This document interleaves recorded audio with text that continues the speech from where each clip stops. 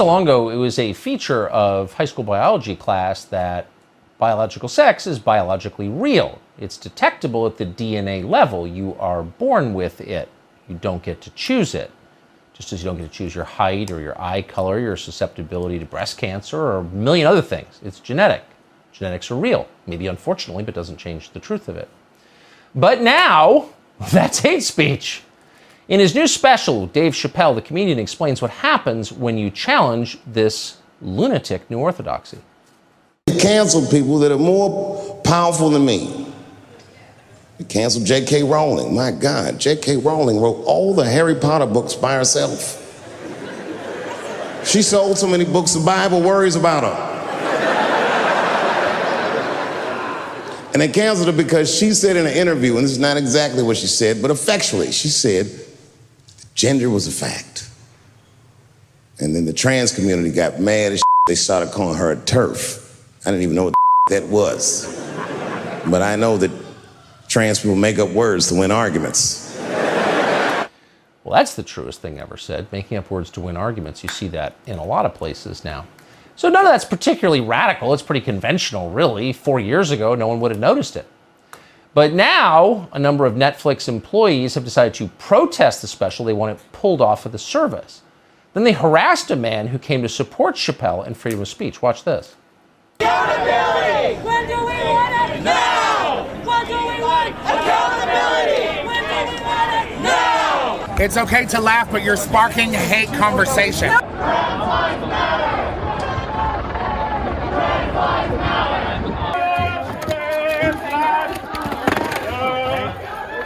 Why is he breaking my sign? Breaking my sign! He's got a weapon! He's got a weapon! He's got a weapon! So they break his sign, and then they accuse him, he's left holding only a stick, accuse him of having a weapon. So his speech is violence, their violence is speech. See how that works? What's interesting is that the number of people who really care about this issue enough to assault someone over it is tiny. And yet they have disproportionate power. 350 million people in the country, maybe 1,100 feel that way, but they're running everything. Why is that?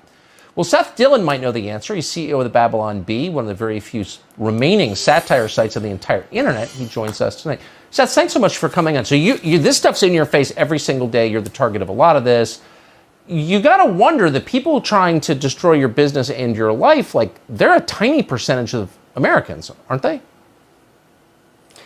They are, but they wield all the power. This is the funny thing, you know, they really are the joke at this point, because they try to project themselves as being marginalized. These are the marginalized, these are the oppressed. Yes, exactly. But you can't make fun of them. You know, the way that you can tell who holds all the power in a society is by who you can't make fun of, right? That's right. These are the people that you can't make fun of. So it's very clear they hold all the institutional power in our culture.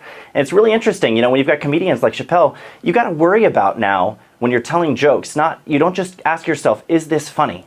You have to ask yourself, is this joke going to offend somebody who's more powerful than me but identifies as being marginalized, because I might lose my career? So is that, I mean, your site manages to be consistently funny, and I think probably most of our viewers get, you know, Babylon Bee headlines texted to them at least once a day. How big a concern is that for you? I mean, do you feel like you're right on the edge of getting your business taken away from you?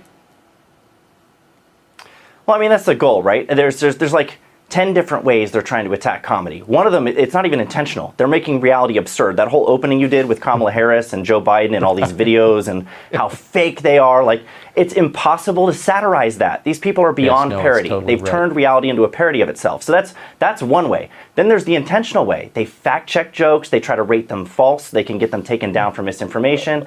Then they try to accuse you of hate speech under the guise of satire or comedy, like what they're doing with Chappelle and saying that his jokes are beyond the pale. They hurt people. But really, it's the joke police. It's the people who are saying, oh, his jokes hurt my feelings. You know, those are the people, they deserve to be mocked more, not less, because it's just silly to act like joke police, like jokes really are like violence. Like you said earlier, you know, the speech is now violence and the violence is speech.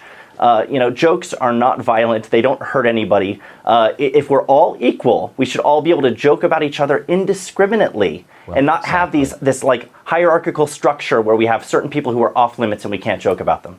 If we're all equal, boy, you got right to the heart of it there. If we're all equal, only in a country where we're all considered equals can that happen. But we're not that country anymore. You're exactly right. Seth Dillon, I appreciate your coming on and your site, which I love.